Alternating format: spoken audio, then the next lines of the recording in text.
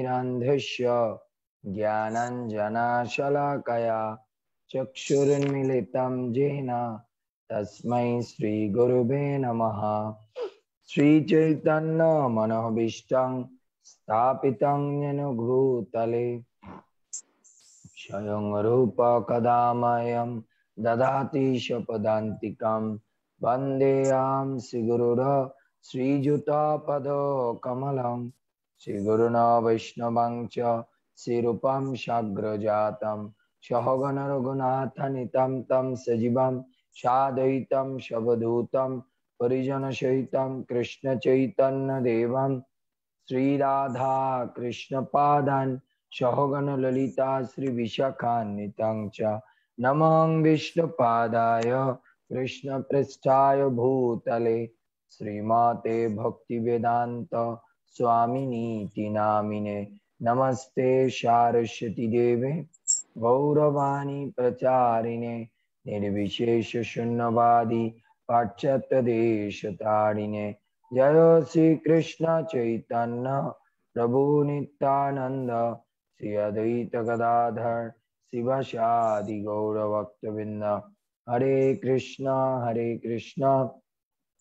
कृष्णा कृष्णा हरे हरे हरे राम राम राम हरे हरे मुखं करोति वाचालं पंगुलंघायति गिरिं यत्कृपातमहं वन्दे परमानन्दमाधवं श्रीगुरुदीनतारिणं श्रीचैतन्य ईश्वरं हरि ओम तस्सत्।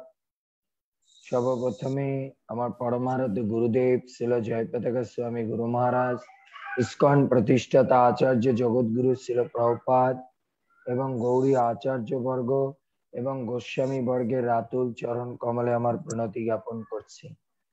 সকলে আমাকে কৃপা আশীর্বাদ করবেন, আমার প্রত্যেকটা শব্দ যেন শ্রীল গুরুদেব প্রভুপাদ এবং পূর্বতন আচার্যদের মার্গ অনুসারে বলতে পারি। সকলকে বাঞ্ছা কল্পতরুভ্যর্চ কৃপা সিন্ধু ব্যয়বচা পতিতানাং পাবনেভ্যো বৈষ্ণবেভ্যো নমো। অনন্ত গৌরী বৈষ্ণব ভক্তবৃন্দ কি জয়, শ্রীল প্রভুপাদ কি জয়, নিতাই গৌর প্রেমানন্দে হরি হরি বল। হরে কৃষ্ণ। हरे कृष्ण प्रभु प्रणाम। हरे प्रणाम। कृष्ण प्रणाम। हरे कृष्ण प्रभु जी प्रणाम। প্রণাম মা, প্রণাম। গীতা বের করুন, কারণ আমাদের আজকে প্রশ্নোত্তর পর্ব আছে। হরে কৃষ্ণ প্রভু প্রণাম। প্রণাম। আপনার তো বলার অবস্থা একেবারে হরে। আপনারা তো মনে করেছেন প্রভু মনে হয় আজকে কোথাও যায়নি, ক্লাস কেন নিল না। আজকে লোকাল ঘুরিয়েছিলাম তো এখানে মোবাইল খুব ভয়, বান্দর রিক্স। আর আজকে খুব দ্রুত বেগে ওদের কমপ্লিট করে দিয়েছি তিনটার মধ্যে, কারণ কি এরপর ওরা একটু কালকে সব ভোরে 6টার সময় চলে যাবে, একটু সবাই শপিং টপিং কেনাকাটা, তারপর আবার ইসকনে আজকে একটু দীপদান করার ব্যবস্থা করে দিয়েছি। যাক, এর জন্য সব টিয়ে করে আমার চিন্তা রয়েছে কালকে রাত 11টার সময় ডিসাইড নিয়েছি যে কোনো ভাবে হোক ইংলিশ ক্লাসটা দিতে হবে। এর জন্য টপিকস ঠিক করে ওদেরকে পাঠিয়ে দিয়েছি। এর জন্য আমি এসে পৌঁছালাম 5টা বাজতে 10 মিনিট আগে, এসে দেখি বিদ্যুৎ জ্বলতেছে না, নিচে আছে উপরে নাই। দৌড়ে গেলাম আমার সেই মেকারের কাছে, বেটা দেখতো। আমি কিছু সময় দেখলাম, খুঁজে পাচ্ছি না, আমার কাছে সব ইনস্ট্রুমেন্ট নেই তো। তারপর ওকে দিয়ে ঠিক করলাম, ঠিক 5টার সময় বিদ্যুৎ আসলো। আমি লীলাশ্বরী মাকে ফোন করে বললাম আমার সেক্রেটারিকে বলুন তাড়াতাড়ি জুম অন করতে, আমি ক্লাসে আসতেছি।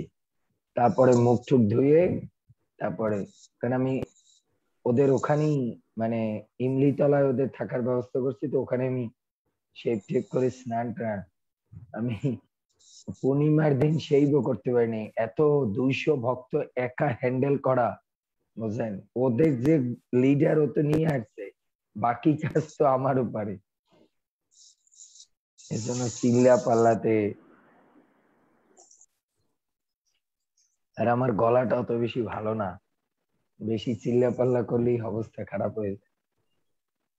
এজন্য আমার গলার জন্য ঠান্ডাটা হচ্ছে আমার জন্য গলার জন্য ভেরি ডিফিকাল্ট। এর মধ্যে ওরা তো অনেকে লাচ্ছি টেসি খায়, আমাকে বলে প্রভু লাচ্ছি, আমি বলে বিলকুল না, দই খেলে আমার গলার অবস্থা শেষ। এর জন্য বিলকুল আমি দই খাই না। কিন্তু মিষ্টি দইটা ভাল লাগে, কিন্তু মিষ্টি দই এখানে পাওয়া যায় না। হ্যাঁ, লীলাশ্বরী মা বলেন। লীলাশ্বরী মা কিছু হরে বলছেন মা? কৃষ্ণ প্রভু, প্রণাম। হুম। ক্ষমা করবেন প্রভু বলার জন্য। তো আজকে একটু রেস্ট নিলে হতো না আপনার লাইভ নো প্রশ্ন নো নো নো উত্তরটা? নো নো, কালকে আমরা আমাকে মাতাজির সাথে ভোটে পজিটিভ, এটা একটু ভোটে ভালো আমার কথা কথা বলেছে। লিসেন, কালকে আমাকে ও প্রশ্নোত্তর পর্ব 9:45-র মধ্যে শেষ করতে হবে, কারণ ওরা সাউথ আফ্রিকা আমাকে ধরছে। ওদের জুমে কালকে দামোদর লীলা বলতে হবে রাত 10টায়, আমার টাইমের 10টায়, ওদের তখন সন্ধ্যা 7টা। এর জন্য আমাকে আজকে আর অনেক প্রশ্ন দেখেছি হয়েছে, আমি হোয়াটসঅ্যাপ ভালো করে চেক করতে পারি না। রাত ওই 11টার সময় এসে শুধু হোয়াটসঅ্যাপটা দেখি কে কি লিখছে। রাত 10টার সময় আমি 11টার সময় আমি সব রিপ্লাই দেই। সারাদিন আমি মোবাইল ইউজ করতে পারি না, আমি রিজার্ভ রাখি যে একটু চার্জ থাকে। আর বাদর তো আর এত ভক্ত, আমি কখন চেক করব? এর জন্য আমাকে করতে হবে। আই এম ওকে। সারাদিন আমার আপনার উপর দিয়ে এরকম ভাবে যাচ্ছে, তো ওর জন্য এটা কোনো বেশি না, আমার জন্য ইটস ওকে, আমার জন্য কোনো ব্যাপার না। আমি ভক্তদের যত সময় সেবা করতে পারি আই এম ফিট। যখনই পারবো না তখন বুঝবেন যে আমাকে মায়ায় ধরছে। আই এম ওকে। ক্ষমা আমি করবেন প্রভু। জাস্ট আমার একটু ভয়েসটা একটু ডাউন আছে, ওটা আমার শীতের সময় আর এই কার্তিক মাসে এটা আমার হয় ন্যাচারাল, কারণ কি এত লোক, বুঝতে পেরেছেন?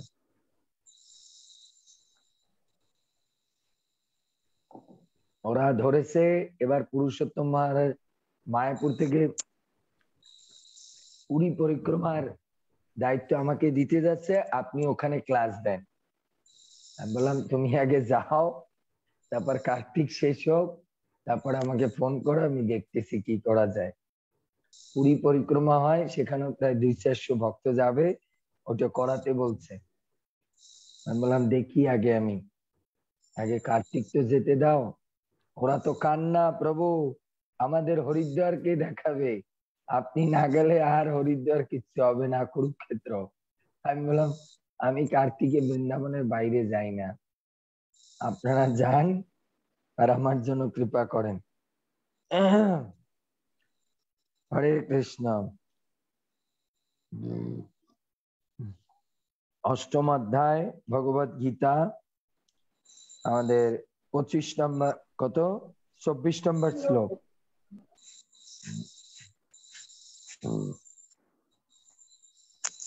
অষ্টম অধ্যায় 24 নম্বর শ্লোক। জাস্ট আমার একটু গলাটা একটু ডাউন আছে, ফিজিক্যালি আই এম ওকে। এর জন্য মেডিসিন নিয়ে বসছি, গরম জল, আমি নর্মাল জল এখন পাই না। প্রভু গলার রেস্ট দরকার। আরে রেস্ট হবে।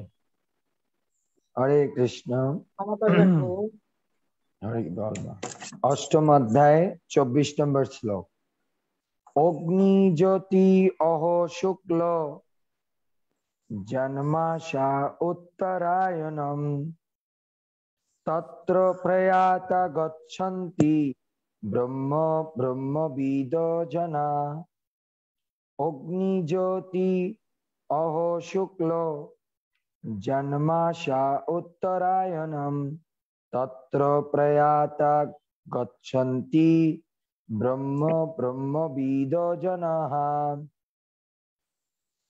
আজকের শ্লোকটা গুরুত্বপূর্ণ আছে, কারণ আমরা শুনবো কোন কোন দিন নক্ষত্র পালন করা উচিত, বা নক্ষত্রের প্রভাব কি, তিথির প্রভাব কি, এটা সম্পর্কে আমরা আলোচনা করব।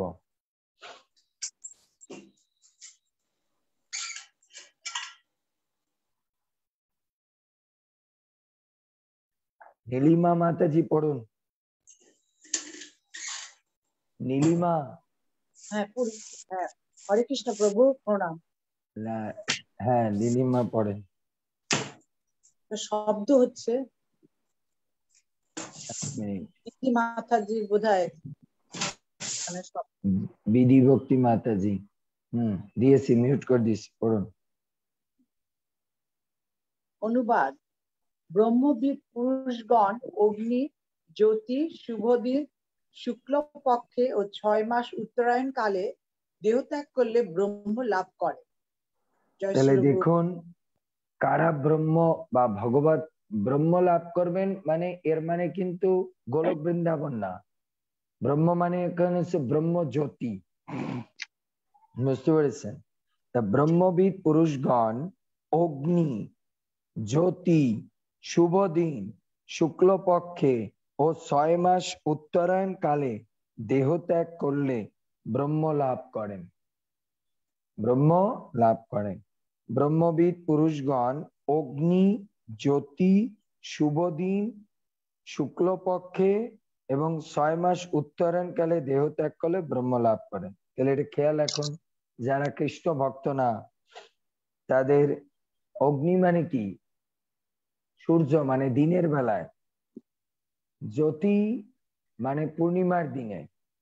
তারপরে শুভ দিনে, ভালো তিথি, বুঝতে পেরেছেন? এরপর হচ্ছে শুক্লপক্ষে, এরপর হচ্ছে উত্তরায়ণ কালে। এরা যদি মৃত্যুবরণ করে তাহলে কোথায়? তারা কোনো 5 প্রকার মুক্তির একটা পাবে, আর না হয় তারা ব্রহ্মে, ব্রহ্মজ্যোতিতে গিয়ে পৌঁছাবে, গোলক বৃন্দাবন না। হ্যাঁ, তাৎপর্য। তাৎপর্য। অগ্নি, জ্যোতি, দিন, পক্ষ আদির উল্লেখ থেকে জানা যায় যে এই সকলের এক একজন বিশেষ অধিষ্ঠাতা দেবতা আছে, যারা আত্মার গতিপথ নিয়ন্ত্রণ করেন। মৃত্যুর সময় মন এক জীবাত্মা। মিনিট, তাহলে আপনাদের এখানে প্রশ্ন আসবে, প্রভু তাহলে আমাদের মৃত্যু কি আমরা নিয়ন্ত্রণ করি না, সরি ভগবান নাকি দেবতারা? এখানে শিক্ষা বলছে অগ্নি, জ্যোতি, দিন, পক্ষ আদির উল্লেখ থেকে জানা যায় সকলেরই এক একজন দেবতা আছে, যারা আত্মার গতিপথ নির্ণয় করে। তার মানে আমরা যে সমস্ত কর্ম করেছি বা করছি এবং পূর্ব জন্মের কর্মফল অনুসারে এটার গতিপথ নির্ণয় হয়। এবার একটা বুঝুন, এখানে একটা বিষয় বোঝার দরকার আছে। আচ্ছা, আত্মার গতিপথ নির্ণয় হয় কি পূর্ব জন্মের অনুসারে না এই জন্মের অনুসারে? পূর্ব জন্মের অনুসারে প্রভু। বলুন, আর কেউ? লীলাশ্বরী মা? এই জন্মের অনুসারে। ইয়েস। কিভাবে? কারণ পূর্বের যা কর্ম করেছি সেই অনুযায়ী আমার এই জন্ম হয়েছে, তো এই জন্মে আমি যা করব সেই অনুযায়ী আমার পরবর্তী জীবন হবে। এক্সেলেন্ট। যে পূর্বের কর্মফল অনুসারে যদি আমার পরবর্তী যাত্রা হয় তাহলে তো আর আমার কোনো পুণ্য কর্ম করার দরকারই নেই, কারণ ওই রেস তো তাহলে টানতেই থাকবে, ওই হিসাব। এর জন্য পূর্ব জন্মের কর্মফল অনুসারে আমার নেক্সট ডেস্টিনেশন নির্মাণ করে না। এই জীবনে যা ভোগ করতেছি, কষ্ট দুঃখ পেয়েছি, এটা পূর্ব জন্মে, কিন্তু নেক্সট যে জন্মটা পাবো সেটা হচ্ছে এই জন্মে আমি কি ধরনের কর্ম করছি সেই অনুসারে সে না আমাকে পরবর্তী দেহ দেবে কর্মফল ভোগ করার জন্য, বুঝতে পেরেছেন? এর জন্য এই জন্মের কর্মফলের এই জন্মে পুণ্য বা ভালো কর্ম বা খারাপ কর্ম এটা কি নির্ভর করবে, ভালো করে এটা বুঝুন। এই জন্মের ভালো বা খারাপ কর্ম এই জীবনে ভোগ করব না, শুধু এই জন্মের ভালো বা খারাপ কর্ম কি করবে, আমার নেক্সট ডেস্টিনেশনটা ডিসাইড করবে। কিন্তু খারাপ ভালো আমরা এই জীবনে ভোগ করব না, এই জীবনে যা করছি তার 10% আমরা ভোগ করব। কেন? কারণ এই 10% ভোগ করলে আমরা কি হবে, ভগবান একটা ইশারা দেয় যে তুমি 10% তোমাকে পাপ পুণ্য ভোগ করে দেখাচ্ছি, যে দেখো পাপ করলে কিন্তু এই হবে, এর জন্য আগে থেকেই থেমে যাও। কিন্তু যখন থামি না, তখন ওই অনুসারে আমার একটা পরবর্তী দেহ প্রাপ্ত হয়। তাহলে এর থেকে বোঝা গেল এই জন্মের কর্মফলে শুধু কি ডিসাইড হয়, অপর দেহটা ডিসাইড হয়, কিন্তু ভোগ টোগ এই জন্মে না, ওটা ওই দেহে গিয়ে। ক্লিয়ার? হ্যাঁ, তারপরে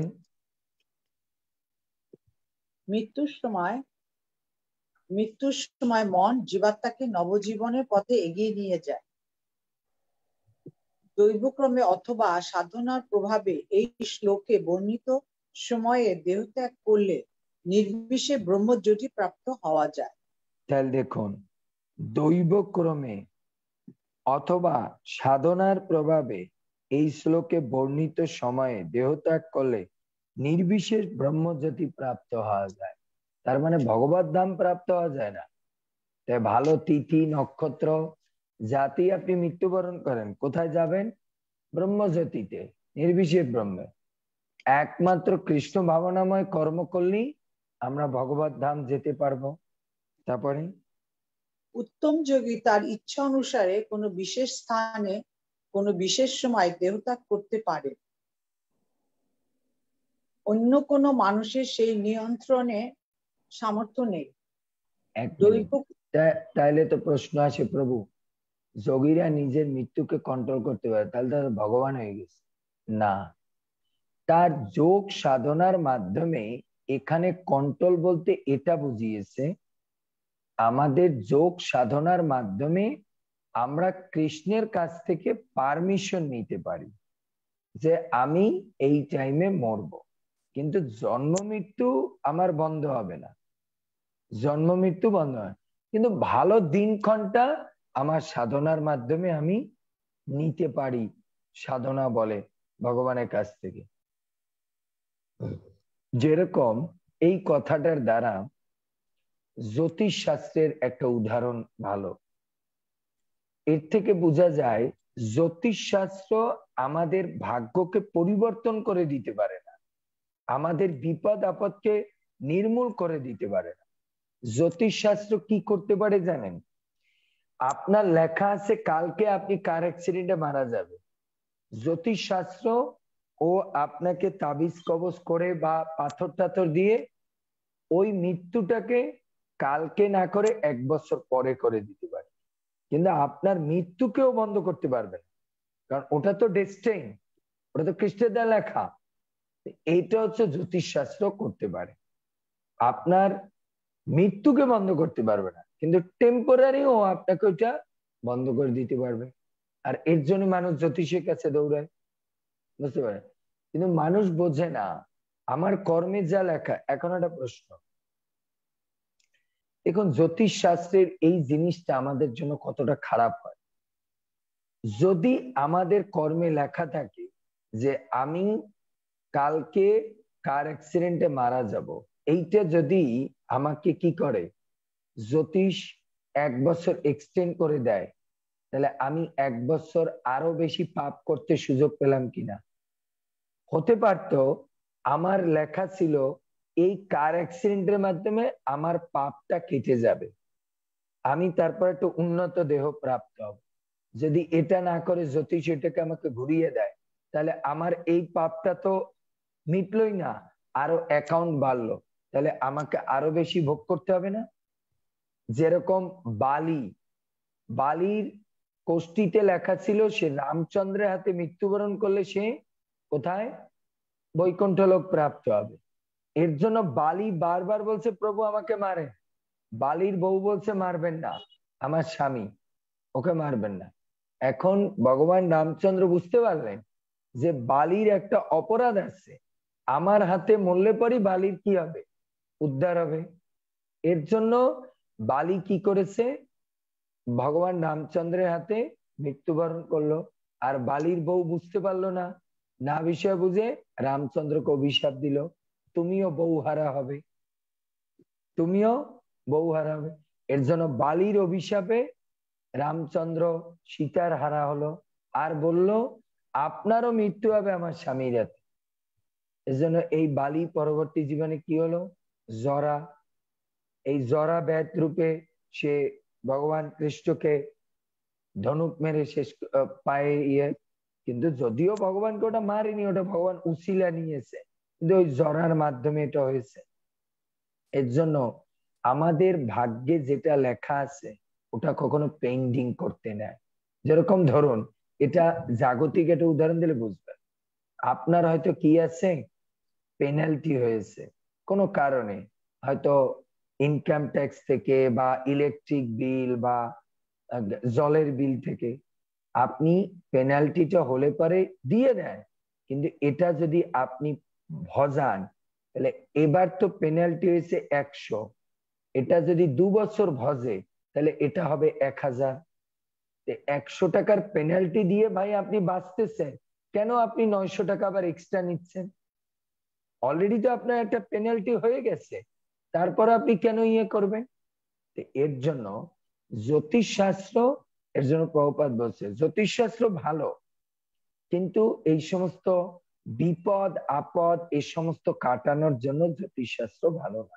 আপনি দিনক্ষণ দেখার জন্য জ্যোতিষশাস্ত্র গ্রহণ করলে ভালো, কিন্তু আমার বিপদটা চলে যায় এইটা হোক, এর জন্য ভালো না। কারণ কি, এতে আমার যে শাস্তিটা ওটা আরো বেশি বাড়ে। কারণ ওরা তো আমার শাস্তি মৌকুব করতে পারবে না। যদি জ্যোতিষশাস্ত্র তাই পারতো তাহলে পৃথিবীর সবই জ্যোতিষ দিয়ে কাজ হয়ে যেত, ভগবানের কোনো শক্তিই থাকতো না, সব জ্যোতিষরা করে ফেলতো। এর মানে আমাদের কোনো কিছু কি করতে পারবে না, চেঞ্জ করতে পারবে না কেউ, কোনো কিছু চেঞ্জ করতে। এর জন্য এটা আমাদের মস্ত বড় খেয়াল। এর জন্য প্রভুপাদ বলছে ভক্তদের বেশি জ্যোতিষের উপরে নির্ভর করা উচিত না। আমার কপালে ভগবান যা লিখেছে তাই হবে, যা লিখেছে তাই হবে। জ্যোতিষ আমাকে কি বলে দেবে, আপনার 1 সপ্তাহ পর মৃত্যু আছে, এটা শুনে আরো আমার কি হবে, আমার চেতনাটা আরো বেশি এক্সট্রা হতে পারে। ওই 1 সপ্তাহ চিন্তা করে 7 দিন পরে মরার আগে আমি এখন শুনে এখনই হার্ট ফেল করলাম, আরো খারাপ। তার চেয়ে বরং যা কপালে আছে ভগবান যা করার করবে। হ্যাঁ, আপনি জ্যোতিষ কিসে ইউজ করতে পারেন? আপনার একটা দিনক্ষণ, একটা বিয়ে করার, একটা বাচ্চাকে স্কুলে ভর্তি করা, হাতে খড়ি মুখে ভাত, আপনি বিভিন্ন পূজা আদি করা, তারপরে আপনি কি বলে এই একাদশী করা, এইসবের ক্ষেত্রে আপনি জ্যোতিষশাস্ত্র, বাড়ি উঠানো এসবের। কিন্তু আপনার একটা বিপদ আছে ওটা বন্ধ করে দিন, এসবের দরকার নেই। যা আছে গোবিন্দ দেখা যাক, যাওয়ার হবে। বুঝতে পেরেছি না? সুজয় প্রভু কি বলছেন? হরে কৃষ্ণ প্রভু, প্রণাম। প্রণাম। প্রভু, মানে পূর্ব জন্মের আমাদের যত পাপ, তাহলে এই জন্মে মানে ওই আগের জন্মের পাপ খণ্ডন করার বা কোনো একটু লাঘব করার কোনো অপশন নেই? হ্যাঁ, সেটা ভগবান বলছে না, ভক্তি, ভক্তি করলে না, আপনার। আপনি আপনি বললেন যে ভক্তি করলে এর সুফলটা আমরা পরবর্তী দেহে বা পরবর্তী জন্মে পাবো, কিন্তু কিন্তু আগে যে আমার পূর্ব জন্মে, এখন আমি যে বডিটা পেয়েছি সেটা আমার পূর্ব জন্মের ফল ভোগ করতে হবে আমাকে। তাহলে এখন সেই অনুসারে এখন যে আমি এই যে প্রদীপ ভগবানকে দীপদান করছি, বলা হয় যে এক দীপদান করলে শত শত মানে পূর্বজন্মের পাপ বিনষ্ট হয়, তাহলে এগুলো কি মানে বিষয়টা কি করবো? আপনি যেটা বললেন আমি বুঝতে পারছি। এই যে পূর্ব জন্মের পাপ বিনষ্ট হয়েছে, তার মানে নেক্সট আর আপনার কোনো জন্ম হবে না, নেক্সট আর জন্ম হবে না। কিন্তু এটা বলা হয়নি পূর্ব জন্মের পাপ নষ্ট হয়ে যাবে মানে এই জন্মে আপনার কোনো ভোগ করতে হবে না, এটা ভোগ করতে হবে। আপনার তো অনন্ত কোটি জীবনের পাপ, সেটা এক জীবনে আপনি কমপ্লিট করতে পারবেন না, ওটা হয়তো সামনের জীবনে রেস্ট আনতে হতে পারে। কিন্তু এই পুণ্য কর্ম ফলার, এই ভগবত কর্ম করার ফলে আপনার অনেক কিছু রিডিউস হবে। এই দীপদান, এই কার্তিক ব্রত পালন, বেশি জপ, বেশি ভোরে উঠে স্নান করা, এতে কি হবে, মাত্রা কমবে। এটা কিরকম আপনাকে বলি, এটা উদাহরণ দিলে বুঝবেন। আপনার 10 বছরের জেল হয়েছে, এখন আবার জেলে এটাও লেখা আছে তুমি যদি ভালো আচরণ করো তাহলে তোমার ওখান থেকে রিডিউস হবে। এর মানে এ না যে 100% রিডিউস হবে, তাহলে তো আপনি আবার করবেন। আপনাকে 10 বছরের জেলটা আপনার ভালো আচার আচরণ সবকিছু দেখলে ওটা 5 বছর বা 7 বছর কমিয়ে দেবে, বাট 1-2 বছর তো আপনাকে ভোগ করতেই হবে, কারণ আপনাকে তো টেস্ট দিতে হবে, নাহলে তো আপনি আবার করার ইচ্ছা জাগবে। ক্লিয়ার? হ্যাঁ প্রভু, ক্লিয়ার। হরে কৃষ্ণ। হ্যাঁ, বিধি ভক্তি মাতাজি।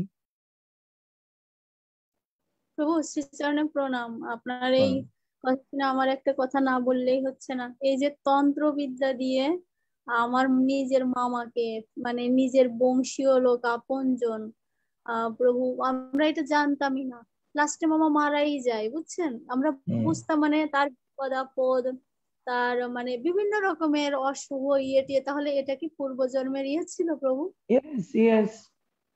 এর জন্য তো আমি কখনো বলি কারো বাচ্চা হয় না কোনো জ্যোতিষের কাছে যাবে না।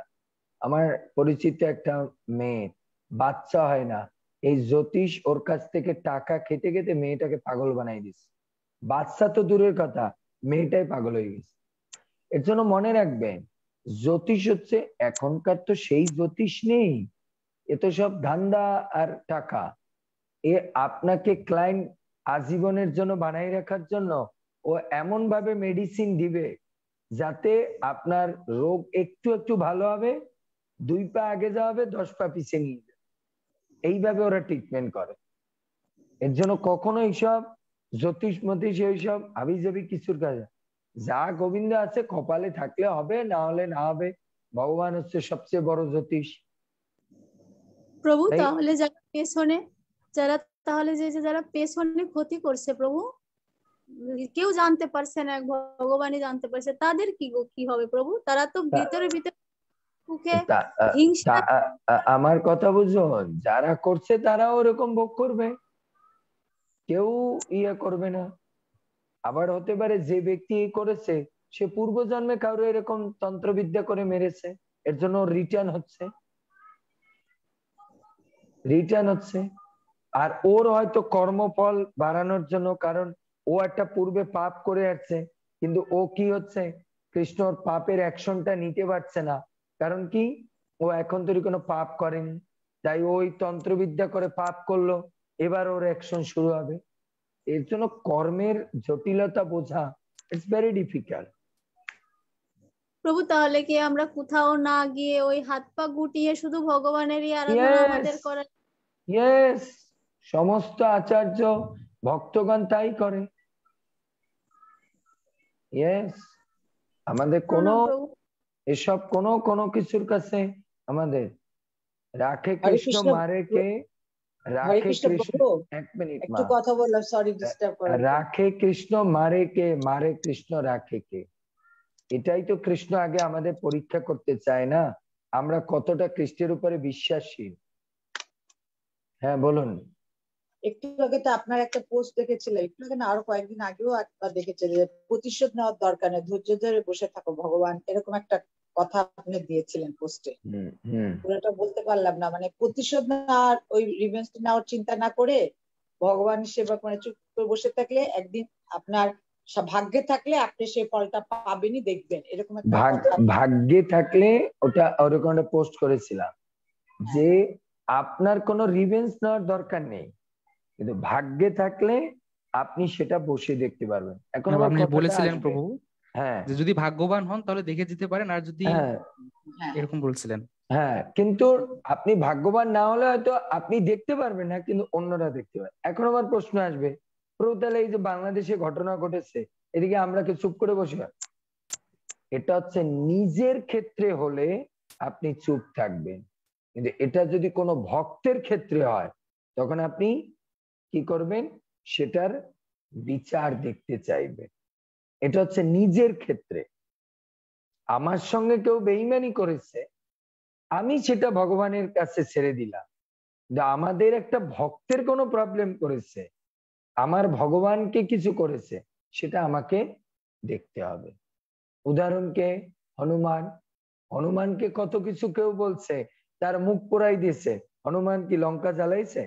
না, হনুমান লঙ্কা জ্বালিয়েছে সীতার জন্য, নিজের মুখ পড়েছে এর জন্য না।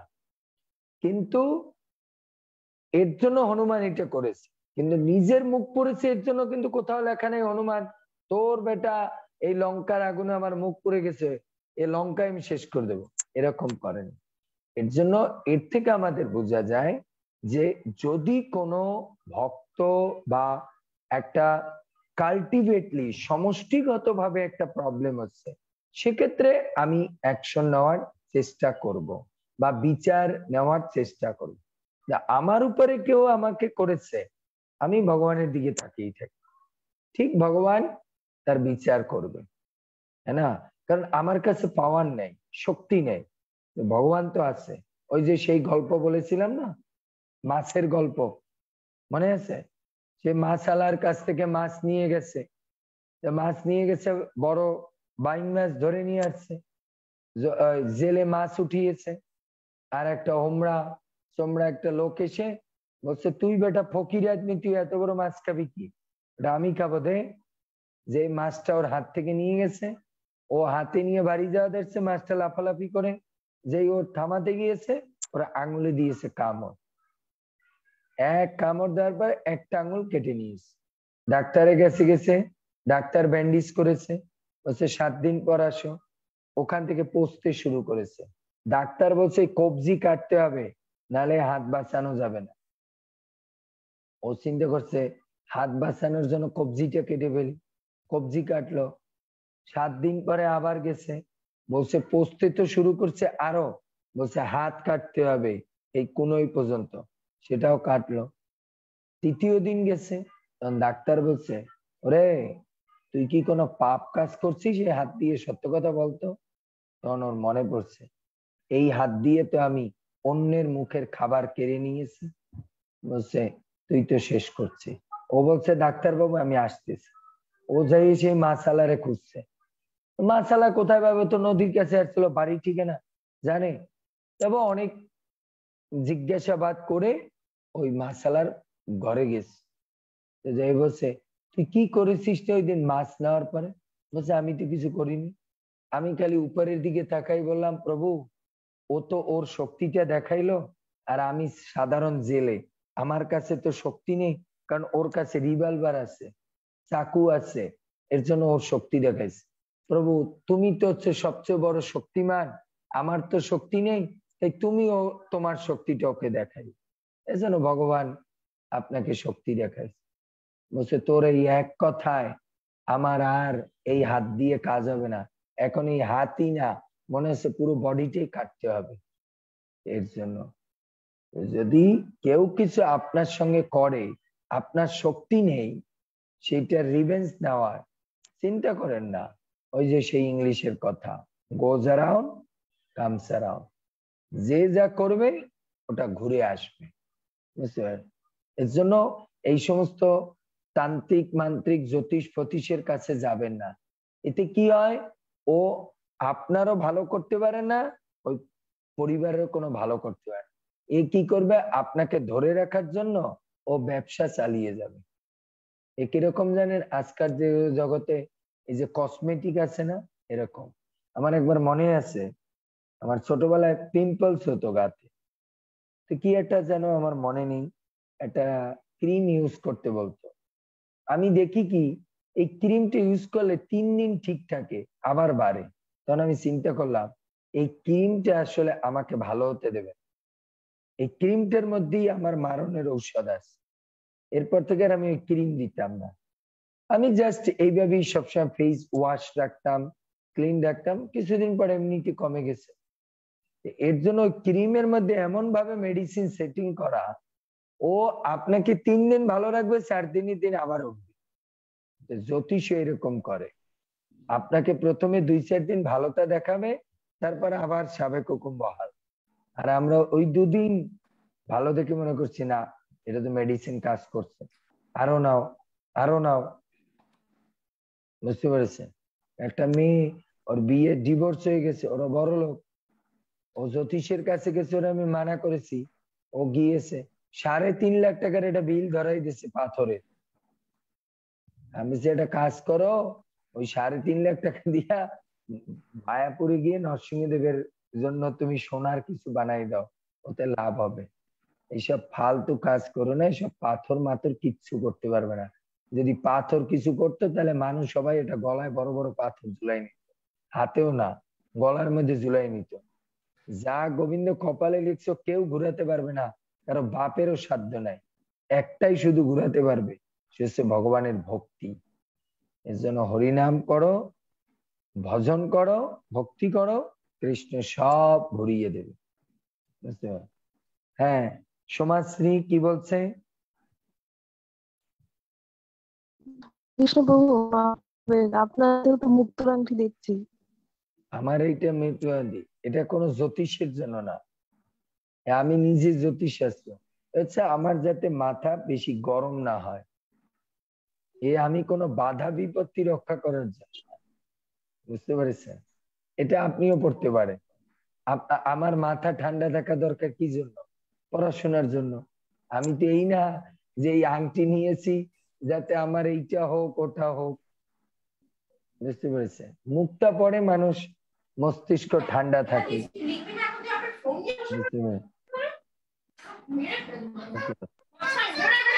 বুঝতে পারছেন? এরা কি কথা শুনে মেরে ফেলতেছে।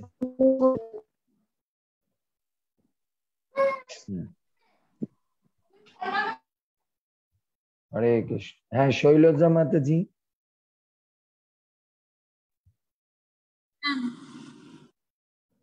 বলেন। মানে শ্বেত পাথর পড়লে কি সত্যি মাথা ঠান্ডা থাকে? শ্বেত পাথর না, এটা এটা মুক্তা। তা আবার অরিজিনাল মুক্তা হতে হবে, ওই বাজারে কেনা 10 টাকার মুক্তা হলে হবে না। আজকাল বাজারে 10 টাকা মুক্তা পাওয়া যায়, মুক্তার মালা পাওয়া যায়। একটা মুক্তা না, পুরা মুক্তার মালা দিয়ে দেবে একটা 10 টাকায়। এই বৃন্দাবনে বিক্রি করে কার্তিক মাসে, রোডের সাইডে দেখবেন ছোট ছোট দোকান নিয়ে বসে, তারা মুক্তার 10 টাকায় মালা।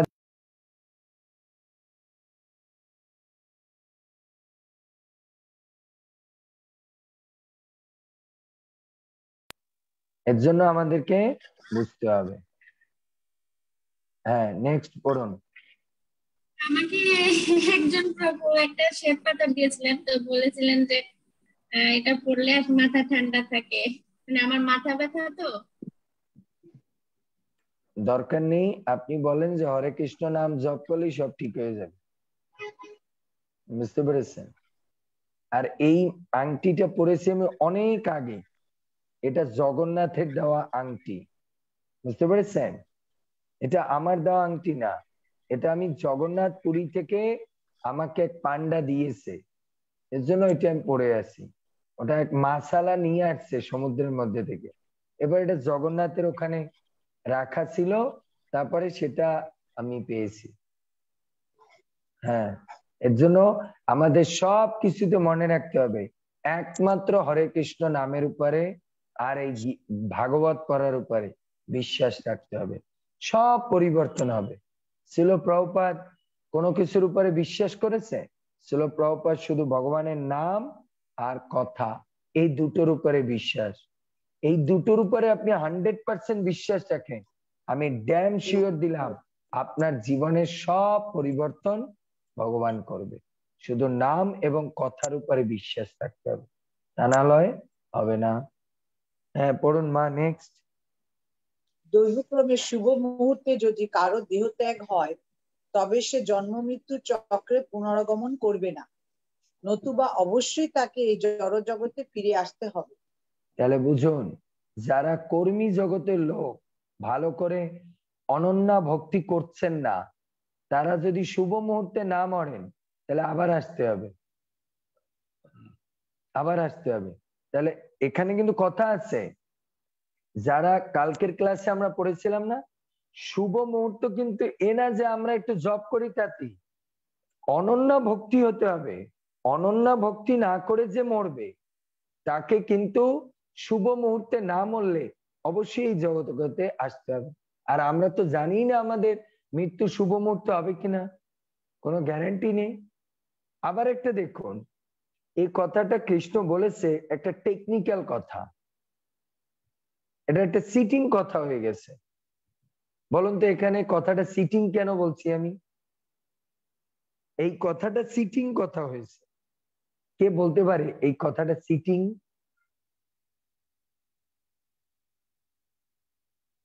প্রভু এই কোনটা? এই যে সেন্টেন্সটা পড়লাম দৈব কর্মে, পড়ুন এটা আবার পড়ুন। দৈবক্রমে শুভ মুহূর্তে যদি কারো দেহত্যাগ হয় তবে সে জন্ম মৃত্যু চক্রে পুনরাগমন করবে না, নতুবা অবশ্যই তাকে এই জড়জগতে ফিরে আসতে হবে। এই কথাটা একটা সিটিং কথা। বলুন আমি কেন এটা বললাম? প্রভু মনে হচ্ছে যে ভগবান সরাসরি ভক্তি করার কথা বলছে না, এখানে বলছে যে দৈবক্রম, অর্থাৎ তাকে করতেও বলতেছে, আবার বলেও দিচ্ছে যে না, শুভকার নাম বললে তার মানে ভগবত ধাম প্রাপ্তি হচ্ছে না। আমার কাছে এরকম মনে হচ্ছে প্রভু। এক্সেলেন্ট। আর কেউ? এই কথাটা কিভাবে চিটিং কথা? হ্যাঁ, শৈলজা মাতাজি বলুন।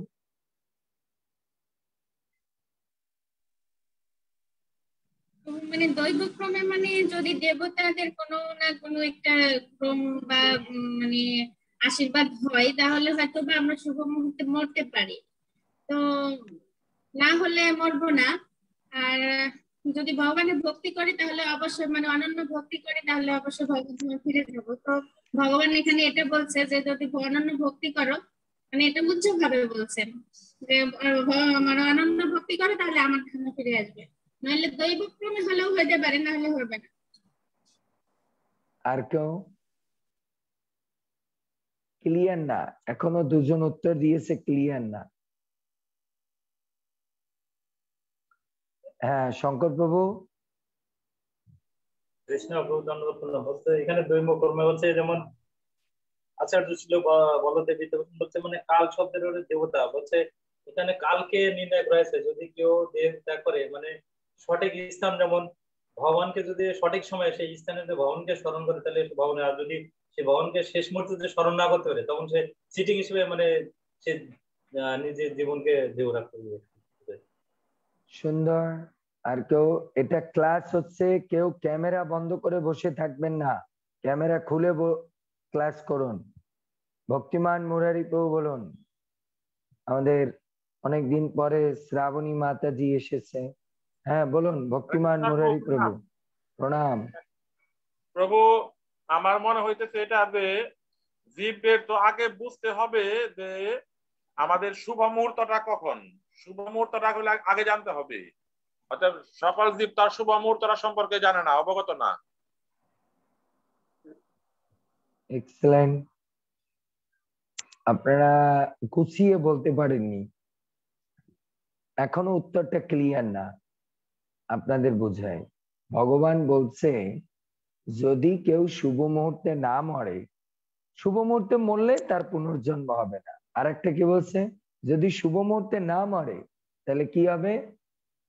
সে আবার পুনর্জন্ম হবে। এখন আমার প্রশ্ন হচ্ছে যদি শুভ মুহূর্ত মরতে হয় তাহলে আমাদের কি করতে হবে?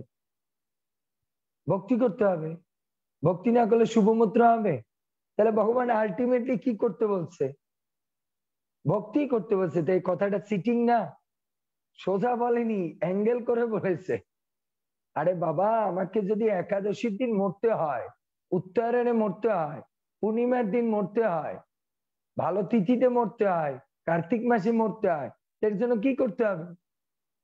ভক্তি করতে হবে। ভক্তি করতে হবে। আর যদি ভক্তি করি তাহলে তো আমার জন্মই হবে না, আমি তো ভগবান ধাম চলে যাব। তা ঘুরিয়ে ফিরে কথাটা একই হলো না, যে তুমি ভালো করে মরতে হলেও ভক্তি করতে হবে, আর তুমি যদি এমনিতে ভগবত ধাম যাও তার জন্য ভক্তি করতে হবে। তাহলে কে ভাই মরার জন্য ভক্তি করে?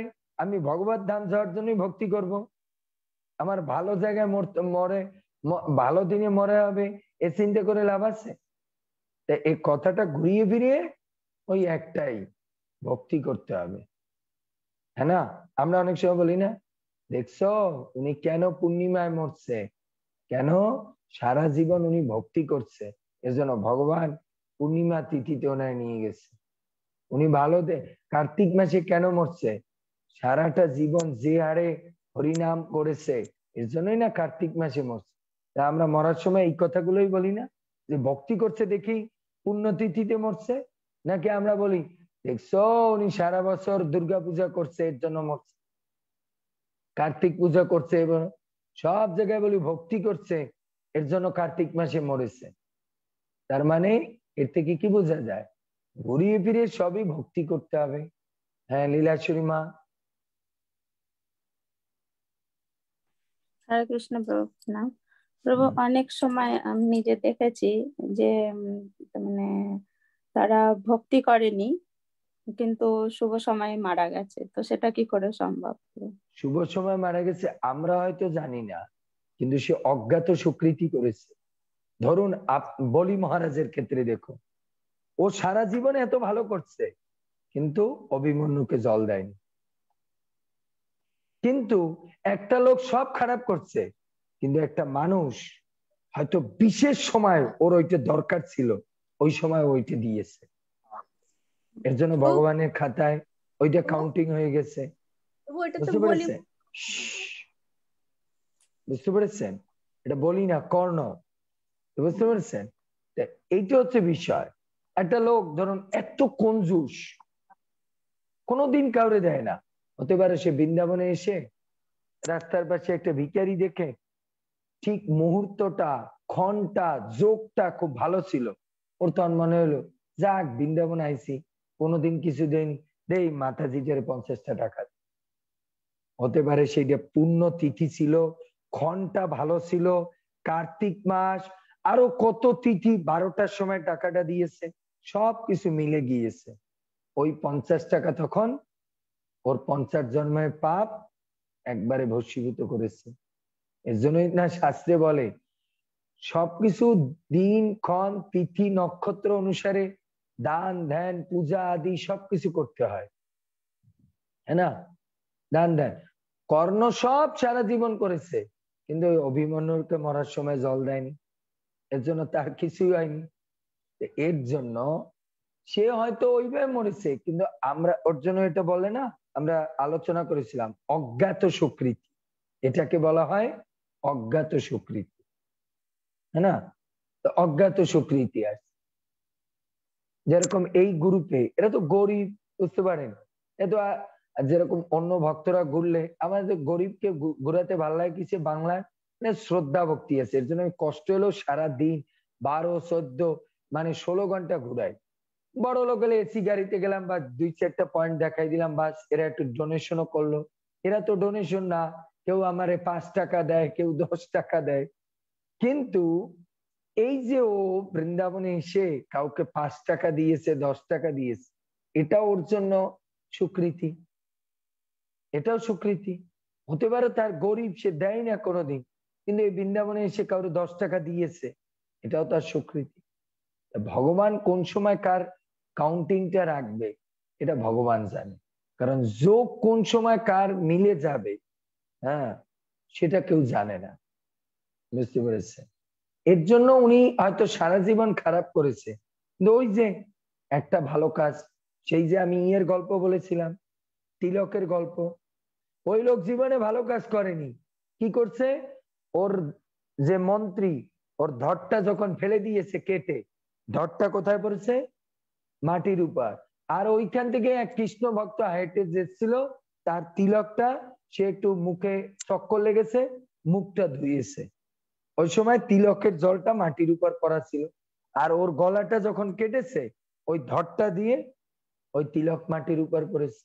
ওই বডি নিয়ে যখন রৌরা নরকে সারা জীবন পাপ করেছে, নারীবাজি, কাম ক্রিয়া সব, যেই তেলের কড়ার মধ্যে ঢেলেছে বডিটা, তেল জল হয়ে গেছে। কি ব্যাপার? স্বর্গের কড়াই তো কোনোদিন ঠান্ডা হয় না, কিভাবে হলো? বলছে তো তিলকের উপরে মরেছে, তিলক কপালে দিয়ে গায়ে দিয়ে মরলে তো সে বৈকুণ্ঠে যাবে। এ তাড়াতাড়ি ভুল করেছে, মারছে তো ভগবান তো আমার চাকরি নট করে দেবে, তার ভক্তকে এখানে নিয়েছে, তাড়াতাড়ি একে যমরাজ নিজে পালকিতে করে দিয়ে আসছে বৈকুণ্ঠ লোক। এর জন্য এটাকে বলা হয় অজ্ঞাত স্বীকৃতি। সে সারা জীবন খারাপ করেছে, কিন্তু কোনো একটা জায়গায় তো আমরা অজান্তে কোনো একটা ভালো কাজ করে দিয়েছি, তাই না? এর জন্য ওই যে আমি ক্লাসে বলি আপনি যদি কোনো জায়গায় সুযোগ পান কারো ভালো করার, করবেন ভালো করা। কারণ কোনটা দিয়ে কোন তিথিতে কোন সময় কোনটা আপনার কিসে লেগে যায় কেউ কিছু না। লটারির টিকিটের মতো এটা। মানুষ দেখেন না 14টা জায়গা দিয়ে লটারির টিকিট কেনে, যে কোনো একটা বেজে যায়। এই ভাগ অজ্ঞাত সূত্রিত এরকম। যখন যেখানে আমি সুযোগ পাই, আমার যতটুক সাধ্য আমি কিছু করি, কোনটা কোন সময় কাজে লাগে কেউ আমরা বলতে পারি না। অনেকে যেরকম সেদিন প্রশ্ন করেছে না মহারাজকে, ওই সাবরিনা, মহারাজ আপনি বলছেন এই দীপ দান করলে সব, তাহলে আবার এই জব টপ এইসবের কি দরকার? তাহলে একটা দ্বীপ দেখাই দিলাম তাই না। এই জবটাকে ভালো করতে হলে তার জন্য দীপদান, সকালে ওঠা, সবকিছু কোনটা লেগে যায় সেইটার কারণে হয়তো ভগবান আমাকে নামে রুচি দেবে। এর জন্য আমাদের এগুলো করা উচিত। হ্যাঁ, দীপালি মা কি বলছে? হরে কৃষ্ণ প্রভু, প্রণাম। প্রণাম প্রভু। আবার দেখা যায় যে অনেক মানুষ অনেক ভক্তি করে, আমাদের গ্রামে এরকম হয়েছিল একবার। আর ও মানে নালাত পরে, মানে জৈন পরে মারা গেছে। তখন লোকজন বলল কি ও তো অনেক ভক্তি করছে, কিসের জন্য এভাবে মরলো, সেটা কি? সেটাও তো আলোচনা হয়েছে গত ক্লাসে, আপনি তো ছিলেন না। গত ক্লাসে আলোচিত হয়েছে ভক্ত তার জন্য কোনো দিন ক্ষণ কোনো কিছু বিচার করে না, সে যে কোনো সময় মরুক, কিন্তু সে যে ভক্তি করেছে এতেই সে উদ্ধার হবে। এর জন্য ওনার জন্য সার আছে। আবার একটা এইভাবে কর্মের ফল নিয়ে যেতে হবে। হতে পারে ওই ব্যক্তির একটা পাপ বাকি ছিল যেটার জন্য ও গোলক বৃন্দাবন যেতে পারছিল না, এর জন্য ওই খারাপ ভাবে মরে ওর ওই পাপটা কাটিয়ে দিয়ে ভগবান নিয়ে গেল। যেরকম ধরুন সাচে এক্সাম্পল, এটা রামচন্দ্র বাদ দিই, ধরুন একজন মানুষ হিসেবে বালি মরল এক মানুষের কি বলে তীরবিদ্ধ হয়ে, আর তার কারণে বৈকুণ্ঠ লোক। কেন? বালির ওইটা লেখা ছিল কর্মে, ওই লোকের হাতে মরলে পরেই তোমার উদ্ধার হবে। কেন? ওই লোকের সঙ্গে তোমার একটা লেনদেন আছে, ওই লেনদেনটা কাটলে পরেই তোমার বন্ধন মুক্ত হয়ে গেল। ক্লিয়ার? বুঝতে পেরেছেন? শৈলজা মাতাজি,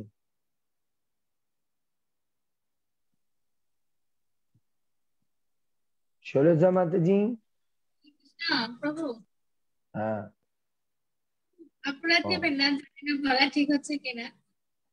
মানে আমি একটা অনুষ্ঠানে গিয়েছিলাম, তো সেখানে এক বাবা, মানে বয়স্ক আর কি, মানে বাবার বয়সী হবে এরকম। আমি মালার কথা বলেছিলাম সেখানে, তো কণ্ঠী মালা, তো উনি বলেছিলেন যে যে কোনো মালা, কথাটা এরকম ছিল যে একজন মানুষ মৃত্যুবরণ করেছে, তাকে থানায় নিয়ে আসা হয়েছে, হিন্দু না মুসলিম এটা চিহ্নিত করা যাচ্ছিল না। তখন তাকে মানে চিহ্নিত করার জন্য তার উল্লঙ্ঘ করে দেখা হয়েছে যে সে হিন্দু না মুসলিম, সে পুরুষ ছিল। তো এই কথা বলাতে আমি বললাম যে যদি এরকম আপনারা না হতে চান তাহলে মালা পরিধান করবেন, তুলসী মালা। তো এই কথা বলাতে উনি বলছে যে শুধু তুলসী মালাই না, যে কোনো মালা কণ্ঠে থাকলেই হয়, তাহলেই হচ্ছে মানে ভগবত ধামে মানে যমদূত তাকে নিয়ে যাবে না। তো এইটা আসলে যুক্তি কি? এ অশাস্ত্রিক কথা, এ কোনো শাস্ত্রের কথা না। সিম্পল আনসার, এ কোনো শাস্ত্রের কথা না, অশাস্ত্রিক মায়াবাদীদের কথা। হ্যাঁ, যমুর মাতাজি। হরে কৃষ্ণ, প্রণাম প্রভুজি, আপনার শ্রীচরণ কমল। প্রভু, একটা প্রশ্ন ছিল। প্রশ্নটা হলো যে এখন তো দামোদর মাস, বা আমরা মানে ভক্তি জীবনে আসার পর যেটা শুনছি যে আমাদের কোথাও যে দানটা দেখে শুনে করতে হবে, তো সেক্ষেত্রে মাঝে মাঝে দেখা যায় পথে ঘাটে গেলে ভিখারি ভিক্ষুক মহিলা টাকা পয়সা চায়, তো সেক্ষেত্রে আমরা কি করতে পারি? মানে না দিলেও খারাপ লাগে। ভক্তি সিদ্ধান্ত সরস্বতী ঠাকুর বলছে ওদেরকে কিছু দান করতে হবে। আপনি হয়তো বুঝতে পারেনি টাকা দিলে বিড়ি খাবে, তাহলে আপনি কলা রুটি কিনে দেন। আচ্ছা আচ্ছা, ওটা কোনো সমস্যা হবে না? না, কিন্তু ওকে দান করতে হবে। ভক্তি সিদ্ধান্ত ভক্তি সিদ্ধান্ত সরস্বতী প্রভুপাদ বলছে, তার হয়তো আপনি শরীরে রোগ দেখছেন, টাকা দিলে আপনি জানেন ও খারাপ কাজ করবে, আপনি ওকে ওষুধ কিনে দেন, কিন্তু আপনাকে দান করতে হবে, তা নাহলে ওই পাপ আপনাকে নিতে হবে, কারণ ও চাইছে আপনি দেননি। যাবে না, মানে কোন হিন্দু মুসলমান কিছু না, দান আপনাকে করতে হবে, কোন হিন্দু মুসলমান না। বিচার করতে হবে সে যেন ওটাকে অবৈধ কাজে নষ্ট না করে। হিন্দু মুসলমান হচ্ছে গায়ে লেখা, আমাদের হচ্ছে আত্মদৃষ্টিতে দেখা। আচ্ছা আচ্ছা, হরে কৃষ্ণ। তা নাহলে তো আমরাও মুসলমানের মতো সংকীর্ণ চেতনা হয়ে গেলাম। আমরা উদার চেতনা, লিসেন, আমরা উদার চেতনার ভক্তি করছি, ভক্তি মানে উদার চেতনা, এর জন্য আমরা দেহ নই, আমরা মুসলমান নই, আমরা হিন্দু নই, আমরা আত্মা। আত্মদৃষ্টিতে দেখতে হবে। তাহলে তো প্রভুপাদ মুসলমান কান্ট্রিতে, পৃথিবীতে ইসকন অন্যান্য কান্ট্রিতে প্রচার করতো না। এটা সংকীর্ণ চেতনা। আমাদের সবাইকে ভালোবাসতে হবে। কি বলছেন প্রভু? প্রভু, আমি এরকম রাস্তাঘাটে বাসে গেলে দান করতাম, তো আমি কোর্সে এক প্রভু বলেছিল যে কোনো দরকার নেই, তোমার টাকা নিতে সিগারেট বিড়ি খাচ্ছে, তার থেকে তুমি টাকাটা মন্দিরে দিবা, তাহলে সেটা ভগবানের সেবায় লাগবে, এই কথা বলেছিল। এটা কি না? সে প্রভু যে বলছে সেটা শাস্ত্রিক না। প্রভু অতটা শাস্ত্র সম্পর্কে পড়াশোনা করেন। আপনাকে দান করতে হবে স্ট্রেট প্রভুপাদ ভক্তি। আমি লেটারটা খুঁজে দেখাবো। ভক্তি সিদ্ধান্ত সরস্বতী প্রভুপাদ বলছে দান করতে হবে, কিন্তু দানটা আপনি যখন দেখবেন প্রভু হয়তো ওর পরের অংশ বোঝেনি বা পড়েনি। আপনি সব যে মন্দিরে দান করবেন, এই রাস্তাঘাটে আছে, ওদেরও তো কিছু জীবন জীবিকার জন্য দরকার। এর জন্য আপনি ওকে ডাইরেক্ট টাকা না দিয়ে, ও খেতে চাইছে 1 কেজি চাউল কিনে দেন, ও তো আর চাউল দিয়ে কিছু করতে পারবে না ওটা,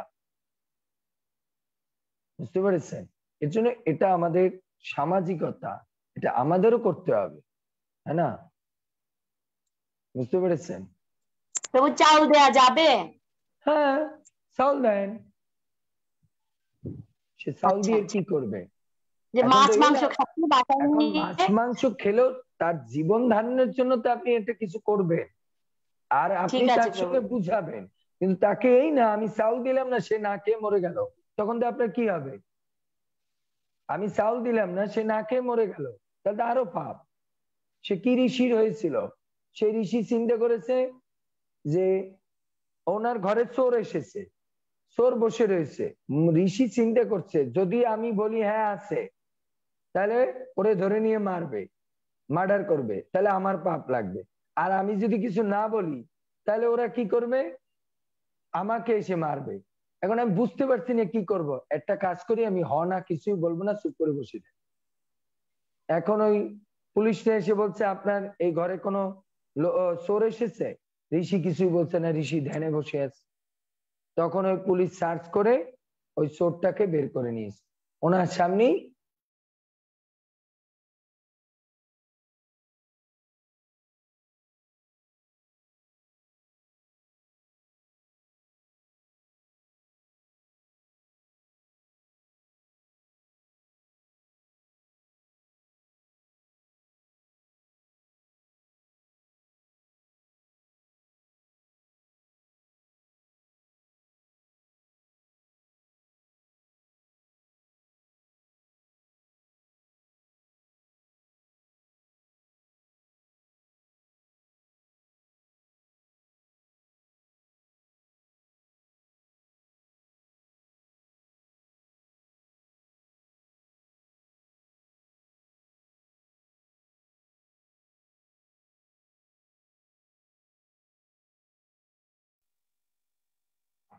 সরি, বলছে আপনি যদি একটা মিথ্যা কথা বলতে, আর ওই মিথ্যা কথার জন্য ও আজীবন আপনার এখানে থাকতো আর বাইরে যেত না, একদিনও বড় ভক্তে পরিণত হয়ে যেত। আর যখনও বড় ভক্তে পরিণত হতো তখনও কি করত? নিজের অনুতাপে নিজেই পরিবর্তন হতো। এর জন্য আমাদেরকে বুঝতে হবে, আমাদের এই না যে দান। এখন একটা প্রশ্ন করে, যেরকম সুজয় প্রভু বলছে মন্দিরে দান করবে, আচ্ছা মন্দিরে ওই দানটা নিয়ে কি করবে? বৈষ্ণব সেবাই লাইভ দিবে বা করবে ভক্তদের। না, ফুটবল লাইভ করবে তো। হ্যাঁ এরকম কিছুটা হয়তো ভক্তদের সেবায় বা ভগবানের কথা সেবায় তো লাগবে এরকম। সেম, কথা তো সেম। আপনি ওখানে দিলেও সেটা ফুটবল লাইভের মাধ্যমে মানুষকে খাওয়ান দেবে, আপনি ওইটা দিয়ে রুটি কলা দিয়ে ভগবানকে ভোগ লাগিয়ে দিলেন, বিষয়টা এক, বিষয়টা এক কিনা। মন্দিরও বৈষ্ণব সেবা মানে সেখানে গরিব দুঃখীরা খায়, প্রসাদ পাবে। আপনিও কি করলেন, আপনি যদি প্রসাদ রন্ধন করে, এখন ধরুন একটা লোক এখানে কষ্টে আছে, এখন এর জন্য মন্দিরে টাকা দিলে ওই টাকাটা তো আর এর মুখে আসবে না, মন্দির হয়তো এখান থেকে 20 কিলোমিটার দূরে। তো ওই মুহূর্তে আপনি ওর জন্য কিছু, যে খাবারটা মানে সাত্বিক জাতীয় খাবার আপনি কিনে ওকে দিতে পারেন, বুঝতে পেরেছেন? এটা হচ্ছে বিষয়। ওবার 2 লাইন আছে, পড়ি। 1 মিনিট, ওই লীলাশ্বরী মা একটা প্রশ্ন করছে। হরে কৃষ্ণ প্রভু, প্রণাম। প্রণাম। প্রভু, এই যে চাল দেওয়ার কথাটা বললেন, তো অনেক ক্ষেত্রে দেখা যায় যে অনেক ভিক্ষুকরা চাল আর কি ভিক্ষা করে, সেই চাল বিক্রি করেও মাছ বা মাংস বা অন্য কিছু আর কি কেনে, তো সেই ক্ষেত্রে কি আমাদের ওই কর্মটা নিতে হবে কি? না, দেখুন সব কর্ম আমাদের নিতে হবে না। এখন ওই যদি হিসাব করতে থাকি তাহলে তো আমরা কিছুই করতে পারবো না। এখন একটা চিন্তা করেন, মন্দির যে বিল্ডিং বানায়, এটা বিল্ডিং বানানোর লোকেরা কি ভক্ত নাকি? ও তো ওই টাকা দিয়ে বিড়ি খায়। আমাদের মন্দিরই তো যাদের, আমি যেখানে থাকি ওর পাশেই বাঙালি বস্তি, হ্যাঁ না, এরা সব মন্দিরে কাজ করে, এসব বিড়ি খায়, তো মন্দিরে টাকা দিয়ে বিড়ি খায়। আপনি তো দিচ্ছেন না গুড ইন্টেনশনে, এখন তো অত চিন্তা করলে তো এই জগতে আমরা চলতে পারবো না। তাহলে তো আপনার সব জায়গায় চাল দেওয়া বাদ করেন, আপনি যে ইলেকট্রিক ম্যানকে টাকা দিচ্ছেন, আপনি যে পানি ম্যান ওয়াশার ম্যানকে টাকা দিচ্ছেন, আপনি যে ড্রেন সাফাই করে ওকে টাকা দিচ্ছেন, সে কি করে দিয়ে? প্রভু, আগে আপনি একটা মানে যে প্রশ্ন উত্তর পর্বেই যে প্রশ্নের বলেছিলেন যে এগুলো যেগুলো আমরা দিই এগুলো আমাদের জন্য খাটনির জন্য দিয়ে দেওয়া হয়েছে, তো সেক্ষেত্রে আমাদের সে কর্ম নিতে হয় না। তো কর্ম কোনটায় নিতে হবে আমি ওখানে উত্তর বলেছিলাম, আপনি ভুলে গেছেন। আপনি জেনে শুনে পাপ, আপনি তাকে বুঝাবেন, যে আপনি জেনে শুনে আপনি তাকে বুঝাবেন, আর কিছু জায়গা আছে ওটা আপনাকে দিতেই হবে।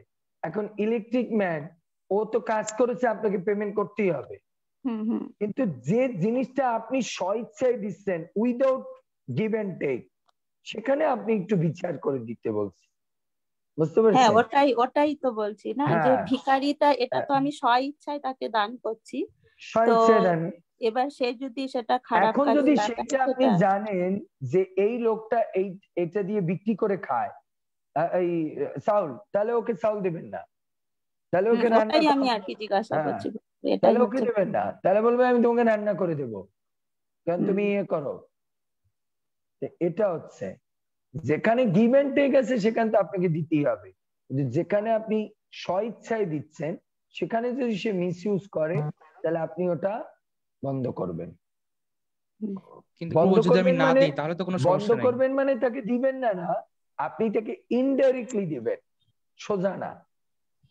তাকে রান্না করে খাওয়ালাম, রান্না করে খাওয়ালাম, বা আমার যেদিন ফিস্ট হয় আমি বেশি করে রান্না করে ওকে 2 দিনের প্রসাদ দিয়ে দিলাম, খাওয়া বেশি করে, কিন্তু তোমাকেই দেবো তুমি এই দিয়ে বিক্রি করে উল্টা সিধা করবে, এটা করা যাবে না। ও জিন্দগিতে হয়তো পনির খায়নি, আপনি ওকে 1 কিলো পনির রান্না করে দেন, খা ভালো জিনিস খা, তবু এই বিক্রি করে তুমি উল্টা সিধা কাজ করবে কেন? বলুন ভক্তিমান মুরারি প্রভু।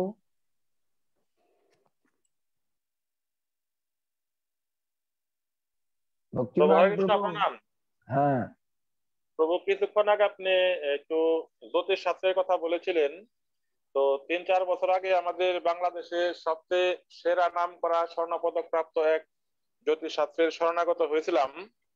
তো তখন উনি আমাদের 4 জনকে 2টো করে আংটির পাথরের কথা বলেছিলেন, 2টো করে পাথর, 8টা পাথরের দাম প্রায় 1.5 লক্ষ টাকার মতো।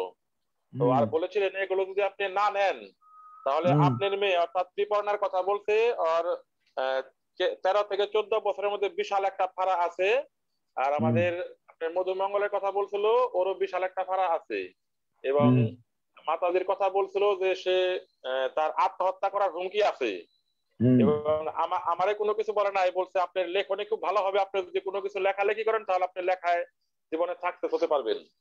তো এটা বলার পরে মাতাজি আমার মাথা 2 বছর প্রায় মাথার চুল অর্ধেক করে ফেলছে যে তুমি তাড়াতাড়ি এগুলো করো, এগুলো না করলে আমার এই বিপদ হবে। কিন্তু প্রভু আমি এগুলো কোনো কিছু করি নাই। তো আমার একজন ভক্ত বলছে এগুলো কোনো কিছু করতে হবে না, তুমি শুধু হরির নাম করো, জপ করো, বেশি করে জপ করো। এর মাঝখানে প্রভু আমার যে হার্টের অপারেশন হয়েছে, মাতাজি আমার বলে তুমি ওনার কথা শোনো নাই দেখে তোমার এই অবস্থা হয়েছে। তারপরে আবার একটার পর একটা বিভিন্ন সমস্যা হয়েছে, বলে তুমি ওইগুলি করোনা দেখে এরকম হয়েছে। আর মেয়ে রেনে মনে করেন তার সবসময় একটা চিন্তা, এখন তো ওই বয়সের মধ্যে পড়ছে, উনি সবসময় একটু টেনশনের মধ্যে থাকে, এই বুঝি কখন একটা কি হবে বা কি একটা ঘটবে। প্রভু আপনি বললেন দেখ আর কি কথাটা আমার এখন মনে পড়লো আর কি এই কথাটা। ভক্তদের কখনো এই বিষয়ে চিন্তা করা উচিত না। আমার একটা প্রশ্ন হচ্ছে, আপনি মাতাজিকে এই উত্তরটা দেবেন যে ধরো আমাদের এই জ্যোতিষের কাছে যায়নি আর আমাদের এগুলো হতো, তাহলে কি হতো? যা কর্মে আছে কৃষ্ণ আমাদের সেটা হবে। জ্যোতিষ যদি সব ঘুরাতে পারতো তাহলে তো জ্যোতিষই ভগবান হয়ে যেত। হ্যাঁ হ্যাঁ অবশ্যই। এর জন্য কৃষ্ণের কথার প্রতি বিশ্বাস। সুজয় বাবু কি বলছেন? বলছিলাম বাবু যে আপনি বলেন যে বিচার বুদ্ধি করে দিতে, তো আমি হঠাৎ রাস্তার মধ্যে তো আমি বিচার করে পারতেছি না, সেক্ষেত্রে যদি আমি না দেই তাহলে তো কোনো সমস্যা নেই। আপনি কেন বিচার করতে পারছেন না বলুন তো, বিচারটা কি? আমি আমার একটা কথা বলছেন, ভিখারি তো না যে তাকে ভিখারি তো এরকম না যে আপনি 1 লাখ টাকা দিবেন। ভিখারিকে আপনি ও আর কতই দেয়, 10-20 টাকা 50 টাকাই দেয়, আপনি ওই জিনিসের কোন জিনিস কিনে দেন। আর যখন আপনি বুঝতে পারছি, ডিসাইড যদি বেশি না নিতে পারেন তাহলে মন্দিরে দান করে দেবেন, বাস। ঠিক আছে।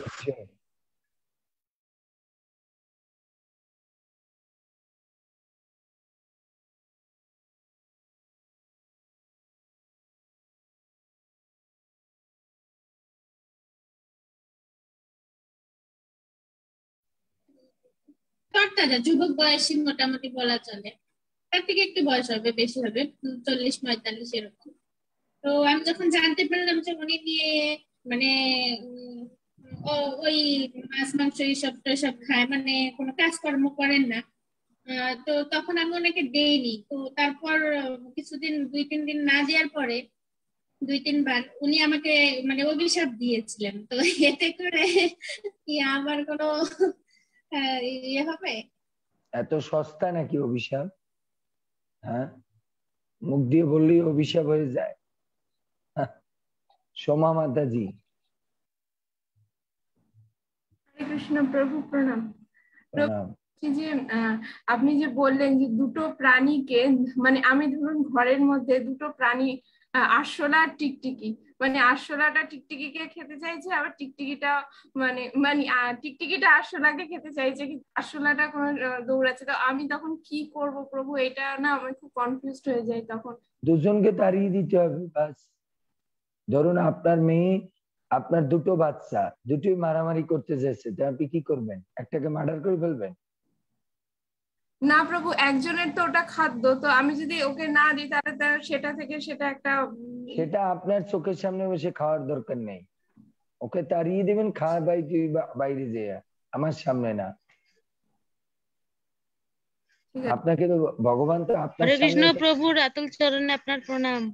আপনাকে তো প্রণাম দিতে বলিনি, আমি তার উত্তর দিচ্ছি। অস্থির হলে হবে? তো আপনার সামনে ভগবান কেন এই সিনারিটা নিয়ে আসছে? আপনাকে সিনারি নিয়ে এসে ভগবান পরীক্ষা করে দেখছে আপনি কি করেন। আপনি নিজেকে কখনো প্রশ্ন করছেন এই সিনারিটা আমার সামনে কেন নিয়ে আসলো ভগবান? নিশ্চিত ভগবান আমার কাছ থেকে কোনো সিদ্ধান্ত সেট করার জন্য এই জিনিসটা আমার সামনে আনছে। না এই তেলা পোকা আরশোলা খাচ্ছে, এই জিনিসটা আমাদের জিন্দেগিতে চোখে পড়েনি, আপনার চোখের সামনে কেন আসলো? প্রভুপাদ যেরকম চিন্তা করেছে, এত ভক্ত বসে ক্লাস শোনে, কারো দিকে তাকায়নি, আমার গুরু মহারাজ আমার দিকে কেন আঙ্গুল দিয়েছে, নিশ্চিত আমার দ্বারা কোনো কাজ হবে। বুঝতে পেরেছেন? এর জন্য এটা হচ্ছে বোঝার বিষয়। হ্যাঁ, অপূর্ণা মাতাজি বলেন।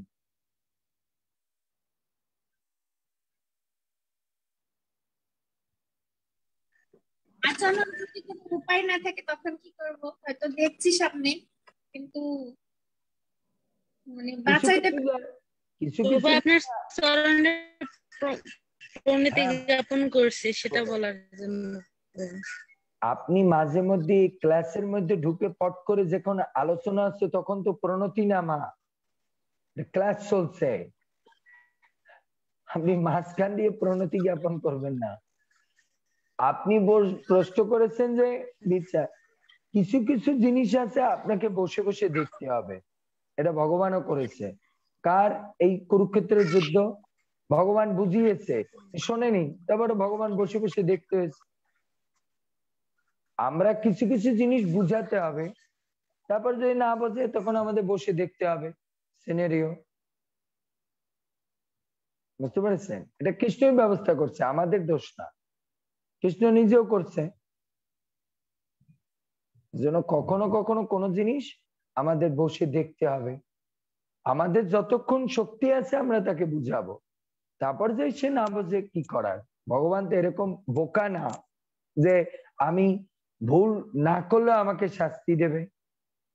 ভগবানের তো বিচারবোধ আছে, আমাদের যদি বিচারবোধ থাকে, ভাই এই লোকটা অনেক হেল্প করছে তারপরেও সে এর কথা শোনেনি, তখন ওকে সাইডে রাখে, তোমার কোনো দোষ নেই, তুমি চুপ করে বসো, এই বেটাকে আমরা দেখছি। আমাদের মাথায় যদি এতটুকু খেলে, তো কৃষ্ণের মাথায় এর থেকে বেশি খেলবে না? ও তো ভগবান। হরে কৃষ্ণ। আগামীকালে প্রশ্ন লেখন। প্রভু আর 2 লাইন ছিল। ও হ্যাঁ হ্যাঁ, সরি। লাস্ট লাইনে যেটা পড়েছিলাম যে দৈবক্রমে শুভ মুহূর্তে যদি কারো দেহত্যাগ হয় তবে সে জন্ম মৃত্যু চক্রে পুনরাগমন করবে না, নতুবা অবশ্যই তাকে এই জড়জগতে ফিরে আসতে হবে।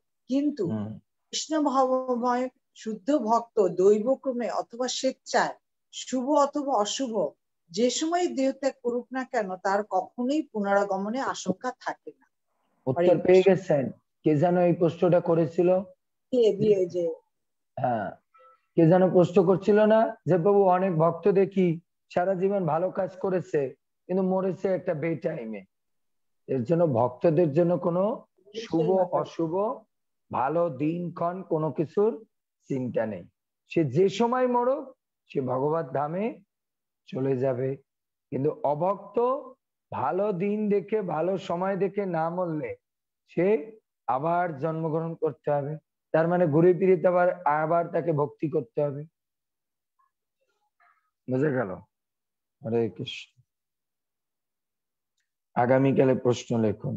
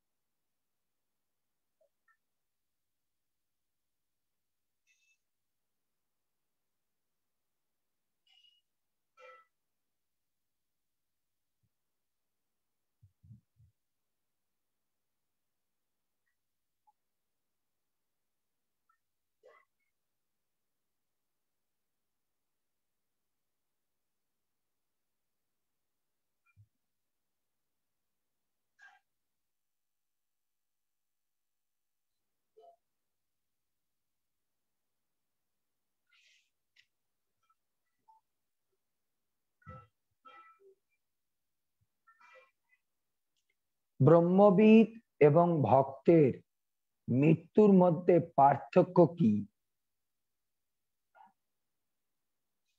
ব্রহ্মবিদ এবং ভগবত ভক্ত, ব্রহ্মবিদ এবং ভগবত ভক্তের মৃত্যুর মধ্যে পার্থক্য কি? ব্রহ্মবিদ এবং ভগবত ভক্তের মৃত্যুর মধ্যে পার্থক্য কি? ব্রহ্মবিদ এবং ভগবত ভক্তের মৃত্যুর মধ্যে পার্থক্য কি?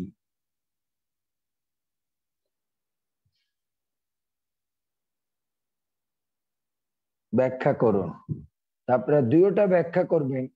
ব্রহ্মবিদ কিভাবে মৃত্যুবরণ করলে সে ভগবত ধামে যাবে বা ব্রহ্ম লাভ করবে, এবং কেন লাভ করবে না? ভক্তরা কিভাবে মৃত্যুবরণ করলে ভগবানকে লাভ করবে, দুটোর মধ্যে বেনিফিট কোথায়, এই সবটা তুলে ধরতে হবে প্রশ্নের মধ্যে।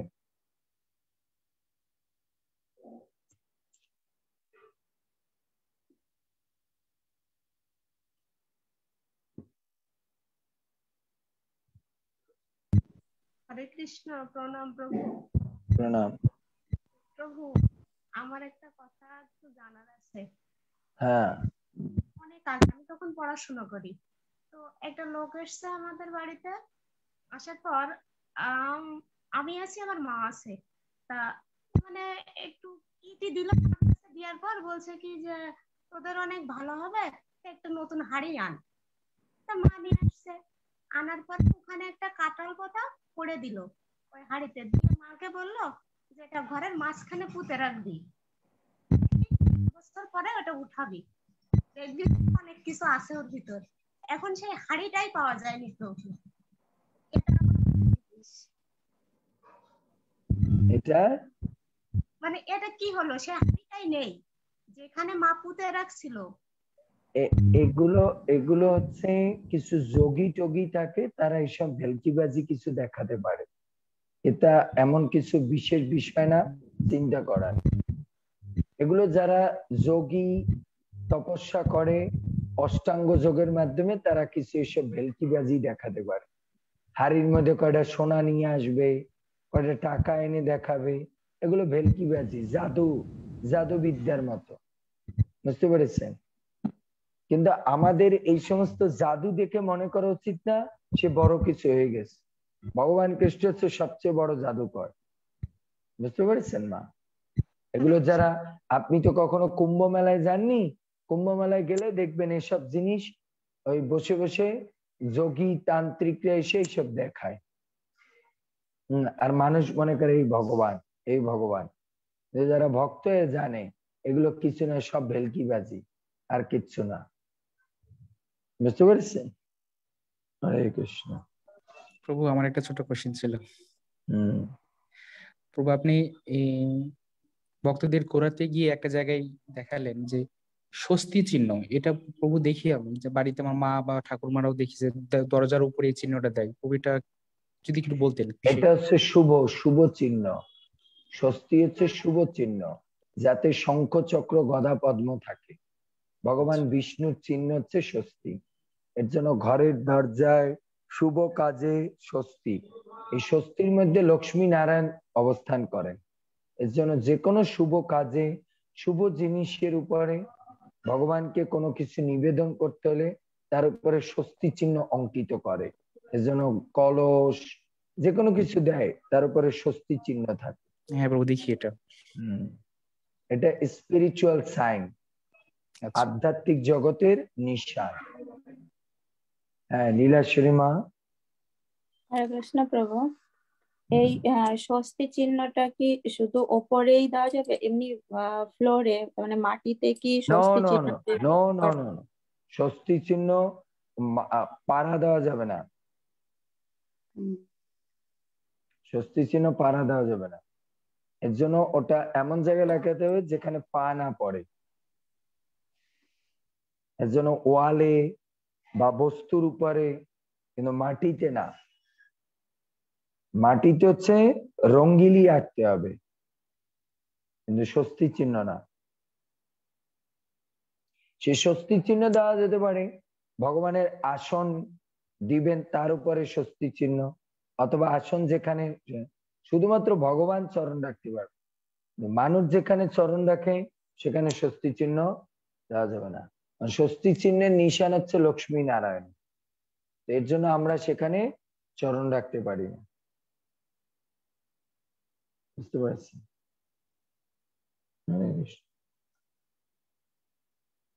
ঠিক আছে, আমরা যারা লাইভে দেখছেন, আমরা এখন ভগবত গীতার ক্লাস এখানে বিশ্রাম দিয়ে আমরা ভাগবত ক্লাসে যাচ্ছি। আমরা একটু 15-20 মিনিট ভাগবত আলোচনা করে এরপর আমরা প্রশ্ন উত্তরে যাব।